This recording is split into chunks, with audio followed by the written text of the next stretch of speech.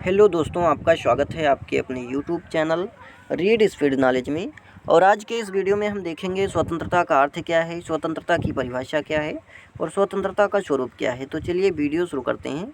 इससे पहले चैनल पर नए हैं तो चैनल को सब्सक्राइब कर लीजिए, बेल आइकन प्रेस कर लीजिए ताकि आने वाले वीडियो की हर एक नोटिफिकेशन सबसे पहले आप तक पहुँचे।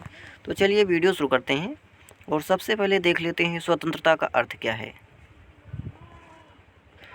स्वतंत्रता अंग्रेजी भाषा के लिबर्टी शब्द का हिंदी रूपांतरण है। स्वतंत्रता क्या है?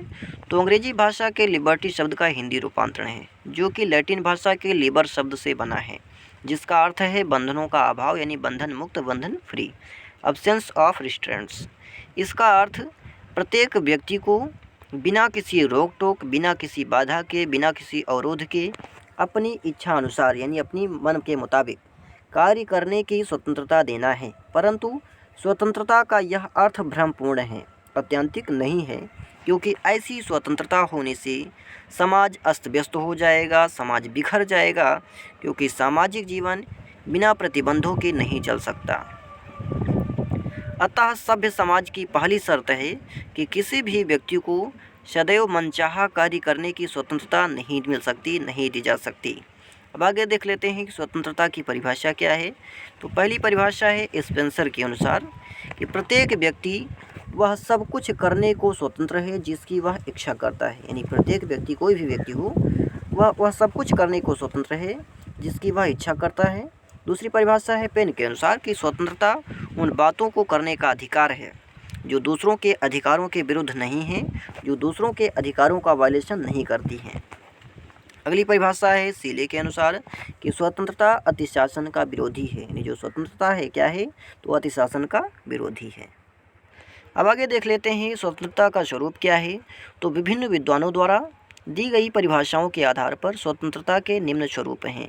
पहला है कि स्वतंत्रता का सही अर्थ केवल प्रतिबंधों को हटाना ही नहीं है, बल्कि अनिश्चित कार्य पर प्रतिबंध लगाना भी है। यानी स्वतंत्रता का जो सही अर्थ है केवल बंधनों का अभाव ही नहीं है, बल्कि इलीगल कार्यों पर प्रतिबंध लगाना भी है।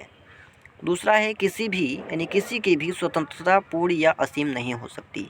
उदाहरण के लिए एक उद्योगपति को यह स्वतंत्रता नहीं दी जा सकती कि वह जब चाहे मजदूरों को निकाल दे, यानी जो मजदूर हैं, मजदूरी कर रहे हैं, उनको जब चाहे वो निकाल दे और जितना चाहे उनसे कार्य कराए। यह स्वतंत्रता उद्योगपति को नहीं दी गई है। तो वहीं मजदूरों के भी कुछ अधिकार हैं।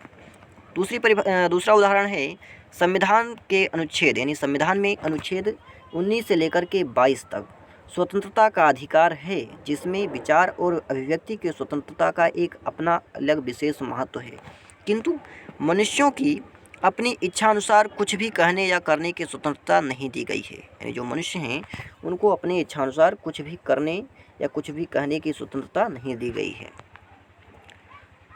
अगला स्वरूप है स्वतंत्रता और कानून एक दूसरे के प्रतिद्वंदी नहीं है, यानी जो स्वतंत्रता और कानून है एक दूसरे के प्रतिद्वंदी नहीं है, बल्कि जब किसी की स्वतंत्रता का वायलेशन होता है, हनन होता है, तब कानून ही वो ऐसी प्रक्रिया है जिसके द्वारा उसके स्वतंत्रता की रक्षा की जाती है।